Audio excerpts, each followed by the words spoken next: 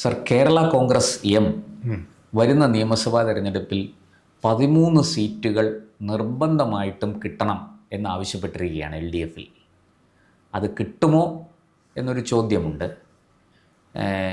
പക്ഷേ അങ്ങനെ ഈ 13 സീറ്റ് ആവശ്യപ്പെടുമ്പോഴും നിലവിൽ അവരുടെ കയ്യിലിരിക്കുന്ന 2 സീറ്റുകൾ കാഞ്ഞിരപ്പള്ളിയും പൂഞ്ഞാറും, അതുപോലെ അവരുടെ ജീവൻ മരണ പോരാട്ടമാണ് പാലയിൽ നടക്കാൻ പോകുന്നത്. പാല എങ്ങനെയും തിരിച്ചു പിടിക്കണം ജോസ് കെ മാണിക്ക്. അഭിമാന പോരാട്ടമാണ്. ഈ രാഷ്ട്രീയ സാഹചര്യം അങ്ങ് എങ്ങനെ കാണുന്നു? ഇതിനെ എങ്ങനെ വിലയിരുത്തും?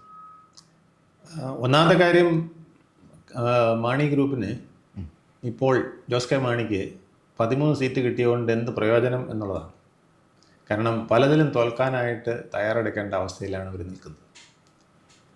കഴിഞ്ഞ ലോക്സഭാ തെരഞ്ഞെടുപ്പും പിന്നാലെ വന്ന തദ്ദേശ തെരഞ്ഞെടുപ്പും വ്യക്തമായിട്ട് അത് കാണിക്കുന്നുണ്ട്. ഇടുക്കി, പത്തനംതിട്ട, കോട്ടയം, എറണാകുളം ഈ മണ്ഡലങ്ങളിലെല്ലാം മാണി ഗ്രൂപ്പിന് അല്ലെങ്കിൽ ജോസ് കെ മാണിക്ക് നിലതെറ്റാൻ പോകുന്ന ഒരു സാഹചര്യമാണുള്ളത്. ഇപ്പോഴത്തെ പൊളിറ്റിക്കൽ അറ്റ്മോസ്ഫിയറും അതിനനുകൂലമാണ്. അപ്പം കോൺഗ്രസ് ഒരു പക്ഷേ ശക്തമായി ഈ മണ്ഡലങ്ങളിലൊക്കെ തിരിച്ചു വരാൻ സാധ്യതയുണ്ട്. പിന്നെ ജോസ് കെ മാണി ഇപ്പോൾ അതിന് ശ്രമിക്കുന്നതെന്ന് വെച്ചാൽ ജോസഫിനേക്കാൾ വലിയ പാർട്ടി ഞങ്ങളുടേതാണ് എന്ന് കാണിക്കാം എന്നുള്ളതായിരിക്കും. അത് രണ്ട് മുന്നണിക്കും മുന്നിൽ തെളിയിക്കേണ്ട ഒരു ബാധ്യത ഇപ്പോൾ ജോസ് കെ മാണിക്ക് വന്നിരിക്കുകയാണ്. അപ്പോൾ സീറ്റുകളുടെ എണ്ണത്തിനെങ്കിലും അവിടെ നിങ്ങൾക്ക് 7-8 കിട്ടുമ്പോൾ വലിയ നേതാവെന്ന് പറയുന്ന PJ ജോസഫിന് 7-8 എങ്കിലും കിട്ടിയാൽ അതിൻ്റെ ഇരട്ടിയോളം ഞങ്ങൾ പിടിക്കുകയാണ്. 13 അല്ലെങ്കിൽ 12-13 സീറ്റ് കിട്ടിയാൽ 13 സീറ്റ് ചിലപ്പോൾ പിന്നെ CPM കൊടുത്തേക്കും. കാരണം അവർക്ക് അറിയാം അവിടെ ഇപ്പോൾ അവരുടെ സ്ഥാനാർത്ഥിയേക്കാൾ ജോസ് കെ മാണിയുടെ സ്ഥാനാർത്ഥിക്കായിരിക്കും കുറച്ചുകൂടെ മികവ് കിട്ടുക എന്നുള്ളത് അവർക്ക് അറിയാറുണ്ട്. കോന്നിയൊന്നും അങ്ങനെയല്ല. എന്നാൽ പോലും കോന്നിയിലും ഇപ്പം ആ സാഹചര്യത്തിൽ ഇപ്പോഴത്തെ സാഹചര്യത്തിൽ അവർ ആ സീറ്റ് തിരിച്ചു വയ്ക്കാൻ വഴിയില്ല. അതിനേക്കാൾ വലിയ ഒരു ഫൈറ്റ് നടക്കുന്നത് ഇപ്പോൾ പൂഞ്ഞാർ, കാഞ്ഞിരപ്പള്ളി, പാല ഈ 3 മണ്ഡലങ്ങൾ ഏതാണ്ട് ഒരു BJP വലയം ചെയ്തിരിക്കുന്ന മണ്ഡലങ്ങളായി മാറിയിരിക്കുകയാണ്. ഇത് അടുത്തടുത്ത പ്രദേശങ്ങളാണ്. ഈ പ്രദേശങ്ങൾ കോട്ടയം ജില്ലയുടെ മലയോര മേഖല, കിഴക്കൻ മേഖലയിൽപ്പെട്ട പ്രദേശങ്ങളാണ്. ഒരു ക്രിസ്ത്യൻ ഐഡന്റിറ്റി വ്യക്തമായുള്ള സ്ഥലങ്ങളാണ്. എന്നാൽ ഹിന്ദു വോട്ടുകൾ നായർ കമ്മ്യൂണിറ്റിയുടെ വലിയ സ്വാധീനമുള്ള ഒരു പ്രദേശം തന്നെയാണ്. ഇത് കാലാകാലങ്ങളായിട്ട് അങ്ങനെ മാറി വന്ന ഒരു സാഹചര്യത്തിൽ ഇപ്പോൾ BJPക്ക് അവിടെ മേൽക്കൈ ഉണ്ടാക്കാൻ കഴിഞ്ഞിട്ടുണ്ട്. പ്രത്യേകിച്ച് ഈ PC ജോർജ്, ഷോൺ ജോർജ് കുടുംബത്തിൻ്റെ ഒരു ബന്ധം, അവിടെ ഈ പുളിക്കക്കണ്ടത്തിൽ ഫാമിലിയുടെ ബന്ധം എന്ന് പറയുന്ന പോലെ പ്ലാന്തോട്ടത്തിൽ കുടുംബത്തിന്റെ ബന്ധം, പുളിക്കക്കണ്ടം ഫാമിലിയുടെ ബന്ധം, അല്ലെങ്കിൽ PC ജോർജ് ഫാമിലിയുടെ ബന്ധം, ഇങ്ങനെയൊക്കെ ചില ആൾക്കാരുടെ ബന്ധങ്ങൾ, ചില കുടുംബങ്ങളുടെ ബന്ധങ്ങൾ അവിടെ പലപ്പോഴും വലിയ ശക്തിയായി നിന്നിട്ടുണ്ട്. കെ മാണി അങ്ങനെയാണ് എല്ലാ കാലത്തും വിജയിച്ചുകൊണ്ട്. അദ്ദേഹത്തിന് വ്യക്തിപരമായിട്ട് വോട്ടുണ്ട്, പിന്നെ സഭയുടെ വോട്ടും കിട്ടുന്നുണ്ട്. സഭ എതിർത്തപ്പോഴും അദ്ദേഹം പിടിച്ചു നിന്നിട്ടുണ്ട്. അതാണ് അദ്ദേഹത്തിന്റെ രസം. സഭ എതിർത്ത കാലത്തും അദ്ദേഹത്തെ അവിടുത്തെ നായർ കമ്മ്യൂണിറ്റി ശക്തമായിട്ട് രക്ഷിച്ചിട്ടുണ്ട്. കാരണം അതുകൊണ്ട് 342 വോട്ടിന് എന്തോ അദ്ദേഹം ജയിച്ചത്. ഒരിക്കലും പാലായിലെ ക്രിസ്ത്യൻ ഹിന്ദു എന്നൊരു വേർതിരിവില്ലാതെ കൊണ്ടുപോകാൻ മാണി സാറിന് കഴിഞ്ഞു. അദ്ദേഹത്തിന്റെ ഒരു പ്രത്യേകത അതായിരുന്നു. ഒരേ സമയം 2 വള്ളത്തിലും അദ്ദേഹം കാലുവയ്ക്കും. വള്ളം അകന്നു പോകാതെ നോക്കുകയും ചെയ്യും. എല്ലാവരുടെയും മരണത്തിലും പിന്നെ ദുഃഖത്തിലും സന്തോഷത്തിലും എല്ലാം പങ്കെടുത്ത് കല്യാണത്തിൽ അങ്ങനെ ഒരു ചൊല്ല് തന്നെ ആയി അവസാനം. പാല എന്നാൽ കരിങ്കൊഴിക്കൽ മാണി എന്നാൽ പാല എന്നുള്ളൊരു കണക്കൂട്ടിലാണ് പോയിരുന്നത്. അതുപോലെ തന്നെ PC ജോർജ് 7 തവണയാണ് പൂഞ്ഞാറിന്ന് മത്സരിച്ച് ജയിച്ചിട്ടുള്ളത്. അവസാനം മത്സരിച്ച് ജയിച്ചത് സ്വതന്ത്രനായിട്ടായിരുന്നു എന്നുള്ളതാണ്. അദ്ദേഹം ഇടയ്ക്ക് മാണി സാറുമായിട്ട് തെറ്റിപ്പോയി മാണി സാറിന് വലിയ വെല്ലുവിളി ഉയർത്തിയിരുന്ന ഒരു കാലവും ഉണ്ടായിരുന്നു. അന്നും PC ജോർജ് പൂഞ്ഞാറിൽ പിടിച്ചു നിന്നു. പാലാക്കാറ്റിനെ തടഞ്ഞു നിർത്തി എന്ന് വേണമെങ്കിൽ തീർച്ചയായിട്ടും ആ രീതിയിൽ നിന്നിരുന്നു. കാഞ്ഞിരപ്പള്ളി ആണെങ്കിൽ പ്രൊഫസർ ജയരാജാണ് അവിടെ കഴിഞ്ഞ കുറെ നാളുകളായിട്ട് ജയിച്ചു വരുന്നത്. അൽഫോൺ കണ്ണന്താനത്തിനെ നിർത്തിയെങ്കിലും BJPക്ക് അത് വിജയമാക്കാൻ കഴിഞ്ഞില്ല. പക്ഷേ BJP അൽഫോൺസ് കണ്ണന്താനം പിന്നെ CPMന്റെ സ്ഥാനാർത്ഥിയായി നിന്നപ്പോൾ അദ്ദേഹം ജയിക്കുകയും ചെയ്തു 2006. അത് കഴിഞ്ഞിട്ട് 2011, 2016, 2021 വിജയം കൊയ്തത് എൻ ജയരാജൻ. ജയരാജൻ. അപ്പോൾ അദ്ദേഹം ഇപ്പോഴും LDF-നൊപ്പം ഉറച്ചു നിൽക്കുകയാണ്. ആ ഒരു പ്രത്യേകത അദ്ദേഹത്തിൻ്റെ ഇലക്ഷനിൽ കാണാൻ ഇടയുണ്ട്. പക്ഷെ നമ്മൾ കാണേണ്ടത് BJP ഇവിടെ കൺസിഡറബിളായിട്ട് വോട്ട് പിടിക്കാറുണ്ടെന്നാണ്. 2021 അൽഫോൺസ് കണ്ണന്താനം നിന്നിട്ട് 22% വോട്ട് പിടിച്ചു. അതായത് 29 കാഞ്ഞിരപ്പള്ളിയിൽ 29. അൽഫോൺസ് കണ്ണന്താനത്തിന്റെ കുടുംബത്തിന് വലിയ വേരുകളുള്ള സ്ഥലമാണ്. 2016 ഇതുപോലെ തന്നെയാണ്, ഏതാണ്ട് ഇത്രയും വോട്ട് പിടിച്ചു. മനോജ് VN എന്ന് പറഞ്ഞ സ്ഥാനാർത്ഥി നിന്നിട്ട് അദ്ദേഹവും 23% വോട്ട് പിടിച്ചു. അൽഫോൺസ് കണ്ണന്താനത്തിനേക്കാൾ കൂടുതൽ വോട്ട് പിടിച്ചു എന്നുള്ളതാണ് BJP-യുടെ. BJP അവിടെ ഒരു നിർണായക ശക്തിയാണ്, അനിഷേധ്യമായ ശക്തിയാണ്. ഈ തദ്ദേശ സ്വയംഭരണ തെരഞ്ഞെടുപ്പിലും അതുപോലെ തന്നെ അവർക്ക് അവരുടെ ക്രെഡിബിലിറ്റി നിർത്താൻ അവർക്ക് കഴിഞ്ഞിട്ടുണ്ട് എന്നുള്ളതാണ്. ഇപ്പോൾ BJP-ക്ക് ഒരു 35,000 വോട്ട് വരെ അവിടെ സ്വന്തമായി സമാഹരിക്കാനുള്ള ഒരു സംവിധാനം ശക്തിയുണ്ട്. അപ്പോൾ ഈ പൂഞ്ഞാറും കാഞ്ഞിരപ്പള്ളിയും BJP-യെ സംബന്ധിച്ചിടത്തോളം വേണമെങ്കിൽ ജയിച്ചു കയറാം.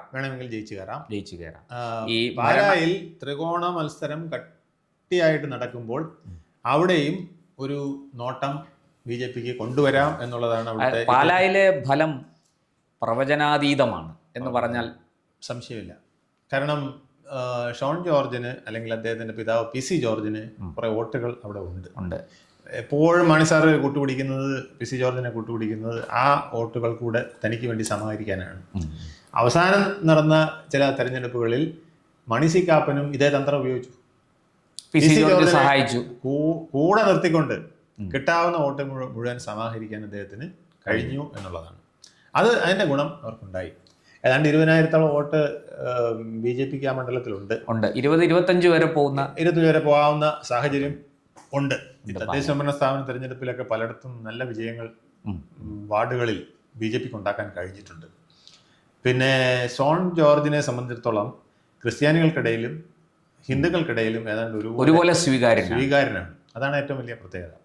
പക്ഷെ മാണി സി കാപ്പൻ സ്വീകാര്യനല്ലെന്ന് പറയാനും പറ്റില്ല. അദ്ദേഹത്തിനും സർ ശരിക്കും ഒരു ശക്തമായ ത്രികോണ മത്സരം അവിടെ ഉണ്ട്. പക്ഷെ ആ കൂട്ടത്തിൽ ദുർബലൻ ജോസ് കെ മാണിയാണെന്ന് പറയാൻ കഴിയും. യാതൊരു സംശയമില്ല. അതുകൊണ്ടാണ് ജോസ് കെ മാണി റോഷി അഗസ്റ്റിൻ പറഞ്ഞു ഞങ്ങളുടെ സ്ഥാനാർത്ഥി ഇദ്ദേഹം തന്നെയാണ്, പാലായിൽ നിൽക്കുന്നു. അപ്പോൾ അങ്ങനെ പറയാൻ പറ്റില്ല, അത് തീരുമാനമായിട്ടില്ല.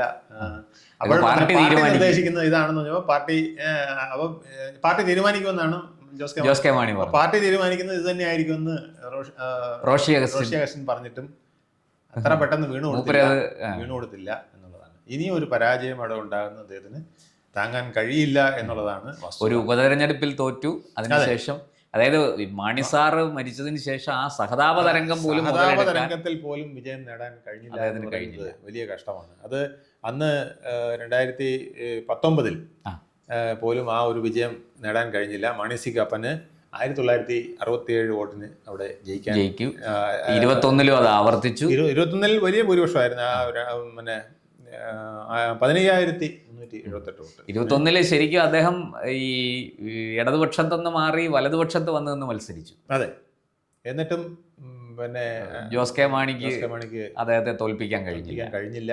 അതിന്റെ അർത്ഥം ജോസ് കെ മാണി അത്ര സമ്മതനല്ല, പാലായ്ക്ക് സ്വീകാര്യനല്ല ജോസ് കെ മാണി.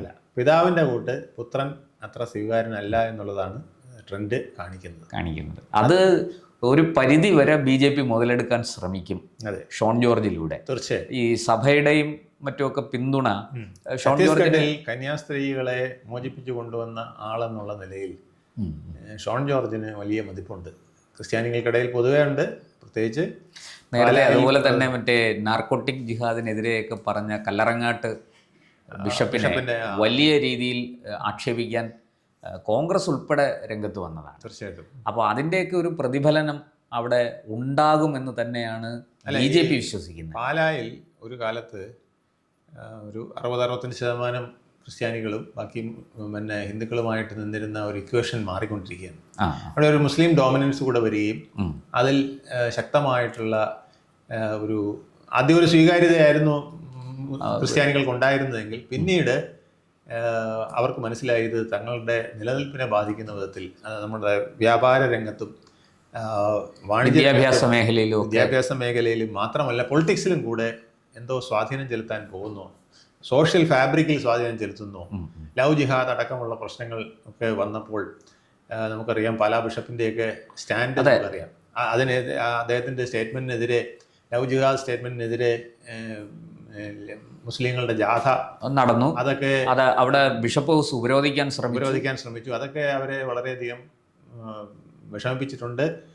അതൊക്കെ ഈ തെരഞ്ഞെടുപ്പിലും അത് ചർച്ചയാവും, അടിയൊഴുക്കുകൾ ഉണ്ടാക്കാൻ സാധ്യതയുണ്ടെന്നുള്ളതാണ് വിലയിരുത്തുന്നത്. അതിനെ തീർച്ചയായിട്ടും അത്തരം കാര്യങ്ങളെ മുതലെടുക്കാനായിരിക്കും BJP ശ്രമിക്കുന്നത്. BJP ഇത് ഒരു മണ്ഡലമായിട്ട് കാണാതെ 3 മണ്ഡലങ്ങൾ, പാല, കാഞ്ഞിരപ്പള്ളി, പൂഞ്ഞാർ, ഇത് 3ഉം ഒരു ട്രയാങ്കിൾ ആയി കണ്ടുകൊണ്ട് ആ ബെൽറ്റിൽ ഒരു ഫോക്കസ്ഡ് ആയിട്ടുള്ള വർക്ക്, പ്രത്യേക ഒരു സ്ട്രാറ്റജി ഉപയോഗിച്ച് നടത്തിയാലേ വിജയിക്കാൻ കഴിയും. അതൊരു ക്രിസ്ത്യൻ ഹിന്ദു മിക്സാക്കി അവിടെ കൊണ്ടുവന്ന് ഒരു പൊളിറ്റിക്കൽ മൈലേജ് ഉണ്ടാക്കാൻ ശ്രമിച്ചില്ലെങ്കിൽ അത് വിജയിക്കാൻ പോണില്ല എന്നുള്ളതാണ്. ആ സാധ്യതയാണ് BJPക്ക് നോക്കേണ്ടത്. അത്തരത്തിൽ അവർ മുന്നോട്ട് പോകുമെന്ന് വിചാരിക്കാം. പ്രത്യേകിച്ച് കാഞ്ഞിരപ്പള്ളിയിൽ ഇനി കേന്ദ്രമന്ത്രി കുര്യനാണ് വരാൻ പോകുന്നതെങ്കിൽ വളരെ വ്യത്യാസങ്ങൾ ഉണ്ടാകാൻ സാധ്യതയുണ്ട്. ആ 3 പേരും ഒരു ഫോക്കസ്ഡ് ആയിട്ട് മത്സരം നടത്തുകയും കേന്ദ്രമന്ത്രി എന്നുള്ള ഇമേജും ഷോൺ ജോർജിന് താൻ ഛത്തീസ്ഗഡിൽ നിന്ന് കന്യാസ്ത്രീകളെ വരെ സംരക്ഷിച്ചുകൊണ്ടുവന്ന ആളെന്നുള്ള ആ ഒരു ഇമേജും, PC ജോർജിന് തൻ്റെ എക്കാലത്തെയും തട്ടകമെന്നും ഒരു പാരമ്പര്യമുണ്ട്, താൻ സ്വതന്ത്രനായി നിന്നാലും ജയിക്കുന്ന ഒരു സ്ഥലമാണ് എന്നുള്ളതും, അവിടെ ഇപ്പോൾ BJPയുടെ വോട്ടും കൂടെ കിട്ടുമ്പോൾ ഉണ്ടാകുന്ന മേൽക്കോയ്മയും വളരെ പ്രധാനപ്പെട്ടു. എന്തായാലും നമുക്ക് ഇനിയിപ്പോൾ ഇലക്ഷൻ അധിക ദിവസങ്ങളില്ല, കാര്യങ്ങൾ വളരെ വേഗത്തിൽ മുന്നോട്ട് പോയിക്കൊണ്ടിരിക്കുകയാണ്. അതെ, താമസിയാതെ അറിയാം. മുന്നണികളൊക്കെ ഇപ്പോൾ 1ാം ഘട്ട സ്ഥാനാർത്ഥി നിർണയത്തെക്കുറിച്ചുള്ള ചർച്ചകളൊക്കെ നടന്നുകൊണ്ടിരിക്കുകയാണ്. അതിൽ ഇതൊക്കെ വളരെ പെട്ടെന്ന് നിർണ്ണയിക്കപ്പെടാൻ സാധ്യതയുണ്ട്. ഈ കാഞ്ഞിരപ്പള്ളിയും പൂജാറും ഒക്കെ. പാലയിൽ ഒരു ചെറിയ സന്ദേഹമുണ്ടായിരുന്നു. പക്ഷെ എനിക്ക് തോന്നുന്നു ജോസ് കെ മാണി പാലയിൽ തന്നെ മത്സരിക്കുമെന്നാണ്. അതിനുള്ള ചാൻസാണ് കൂടുതൽ. കാരണം അദ്ദേഹത്തിന് ആ പരീക്ഷണത്തിൽ നിന്ന് ഒഴിഞ്ഞു മാറിയാൽ ഒരു പക്ഷേ ഭയന്നോടി എന്നുള്ള ഒരു ഇത് വരും. അത് അദ്ദേഹത്തിന്റെ രാഷ്ട്രീയ ജീവിതത്തിന് വലിയ ദോഷം ചെയ്യും. അതുകൊണ്ട് അത് ഒഴിവാക്കി അവിടെ എന്താ പറയാ, നല്ല കിണഞ്ഞ് പരിശ്രമിക്കുക. ഒരു പരീക്ഷണശാലയാണ് ഈ 3 മണ്ഡലങ്ങൾ. കേരള രാഷ്ട്രീയത്തിന്റെ ഒരു പുതിയ പരീക്ഷണശാല, ഒരു പുതിയ കെമിസ്ട്രി. കേരള കോൺഗ്രസ് എം എന്ന രാഷ്ട്രീയ പാർട്ടിയുടെ ഭാവി ഭാഗധേയം നിർണ്ണയിക്കാൻ പോകുന്ന ഒരു തെരഞ്ഞെടുപ്പായി. തീർച്ചയായിട്ടും അതിൽ ഈ 3 മണ്ഡലത്തിൽ പോലും ഭാവി ഭാഗധേയം നിശ്ചയിക്കാൻ പോകുന്ന ചില കാര്യങ്ങൾ വരാൻ പോവുകയാണ്. അതായത് 2020 പതിയെ കേരള കോൺഗ്രസ് എമ്മിന്റെ സ്ഥാനത്തേക്ക് കയറി പറ്റുമോ എന്നുള്ള ഒരു ആശങ്ക അവർക്കിടയിൽ തന്നെ ഉണ്ട്. അത് ഇപ്പോൾ BJPയുടെ സപ്പോർട്ടോടുകൂടി കിട്ടുമ്പോൾ ഒരു പക്ഷേ 2020ക്ക് അത്തരത്തിലൊരു വളർച്ചയ്ക്ക് അങ്ങനെ 2020 വളരുകയാണെങ്കിൽ അത് കേരള കോൺഗ്രസ് എമ്മിന് മാത്രമല്ല, കേരള കോൺഗ്രസ് ജോസഫിനും കേരള കോൺഗ്രസ് ജേക്കബിനും അതൊരു വെല്ലുവിളിയാണ്. അതായത് കേരള കോൺഗ്രസിന്റെ ഒരു പ്രസക്തി നഷ്ടപ്പെടുന്നു എന്ന് തോന്നുന്ന ഒരു കാലഘട്ടമാണ്. ആ കാലഘട്ടത്തിൽ 2020 വളർന്നാൽ ഒരുപക്ഷെ കേരള കോൺഗ്രസിനെ അടിച്ച് തകർത്തുകൊണ്ട് അവർക്ക് മുന്നേറാൻ കഴിയുന്ന സാഹചര്യങ്ങൾ ഉണ്ടായേക്കാം. എന്തായാലും വരട്ടെ, നമുക്ക് ഏതാനും ദിവസങ്ങൾക്കുള്ളിൽ ചിത്രം കൂടുതൽ വ്യക്തമാകും. ഈ വിഷയവുമായിട്ട് നമുക്ക് വീണ്ടും വരാം. തീർച്ചയായിട്ടും. കൂടുതൽ വാർത്തകളും വിശേഷങ്ങളും നേരിട്ട് ലഭിക്കാൻ ജനങ്ങളിൽ നിന്ന് ജനങ്ങളിലേക്ക് ജനഭൂമി ന്യൂസ് സബ്സ്ക്രൈബ് ചെയ്യൂ. ബെൽ ബട്ടൺ അമർത്താനും മറക്കരുത്.